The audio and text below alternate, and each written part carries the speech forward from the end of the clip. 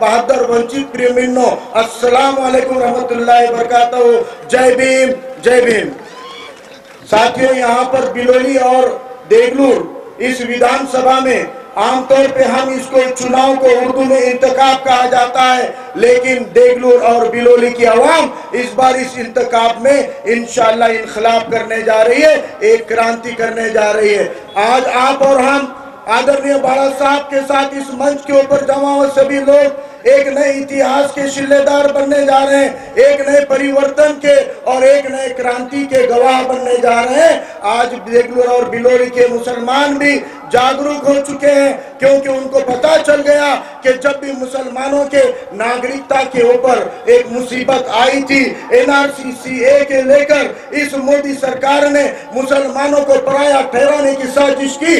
उस वक्त अगर कोई कायद, कोई नेता मुसलमानों के पक्ष में रास्ते पे उतरकर ये बुलंद आवाज में बताया कि NRC केवल मुसलमानों का नहीं, 40% हिंदुओं का भी मसला है, इसलिए ये अकेले मुसलमानों की नहीं, ये पूरे भारतीयों की लड़ाई है, ये संविधान प्रेमियों की लड़ाई है। ये कहने वाली क़यादत सिर्फ और सिर्फ आली जनाब प्रकाश अंबेडकर साहब थे।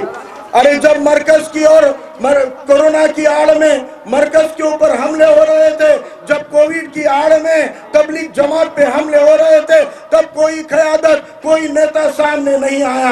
70 साल से हमारे वोट लेने वाले कांग्रेस के खासदार हुसैन दलवाई मीडिया को कह रहे थे मौलाना साद साहिबाना माफी मांगितली पाहिजे। अरे वो मौलाना साद साहब को गुनहगार ठहरा रहे थे। उस वक्त एक आवाज गूंजी अली जनाब प्रकाश अंबेडकर की, जिन्होंने कहा कि ये मोदी सरकार की नाकामयाबी का ठिकरा ये मुसलमानों पे तबलीग पे फोड़ रहे हैं, जबकि कोरोना और कोविड को फैलने को लेकर मोदी और शाह की सरकार जिम्मेदार है।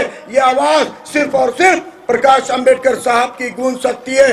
अरे जो रिजर्वेशन को लेकर गरीब मराठा को गुमराह करने का काम सत्ताधारी अमीर मराठा कर रहे हैं, उस गरीब मराठा को बहलाने के लिए बनाए वाले कानून को हाई कोर्ट ने खारिज कर दिया, सुप्रीम कोर्ट ने खारिज कर दिया। लेकिन मराठा मुस्लिम आरक्षण में से मुस्लिम आरक्षण को 5% शैक्षणिक आरक्षण को लागू करने का काम अगर किसी ने ऑर्डर दिया है, हाई कोर्ट और सुप्रीम कोर्ट ने जिसको वैलिड करार दिया है, वो आरक्षण को रोकने का काम भी ये कांग्रेस और राष्ट्रवादी ने किया है, भाजपा ने किया है। तो जब ये चुनाव में आते हैं, विधानसभा 2019 में कांग्रेस राष्ट्रवादी के मैनिफेस्टो में लिखा हुआ था कि हम सत्ता में आने के बाद पहले कैबिनेट में ही मुस्लिम आरक्षण का मसला हल करेंगे।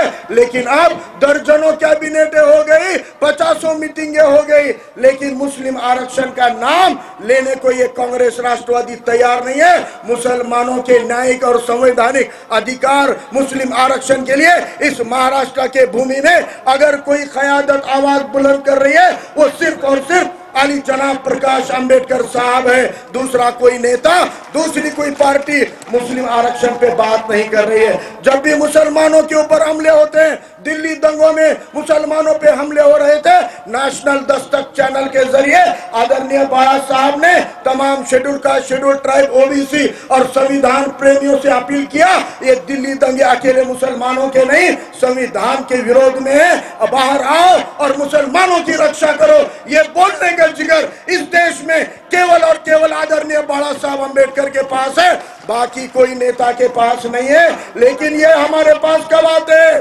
कांग्रेस के नेताओं को मुसलमानों की याद कब आती है? जब विधानसभा के चुनाव आएंगे, जब नगर पालिका के चुनाव आएंगे, जब लोकसभा के चुनाव आएंगे, तब अशोक चौहान को मुसलमानों की याद आती है।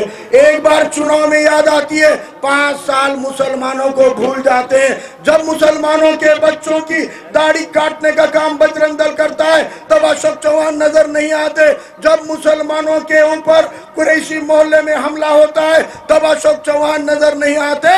लेकिन जब भी इनको वोट लेना होता है, मुसलमानों के पास आते हैं। 5 साल मुसलमानों को भूल जाते हैं। अशोक चौहान को इस मंच से कहना चाह रहा हूं कि इस बार मुसलमान 5 साल तुमको याद करेगा, लेकिन इलेक्शन के वक्त भूलने वाला है और गैस सिलेंडर को वोट डालने वाला है। इसलिए अशोक चौहान बड़ा बेचैन है, दर्जनों मिनिस्टरों को ला रहे, एक बाड़ा साहब के उम्मीदवार को हराने के लिए अखे भारत के कांग्रेस राष्ट्रवादी के मंत्रिमंडल को यहाँ ला के घुमा रहे।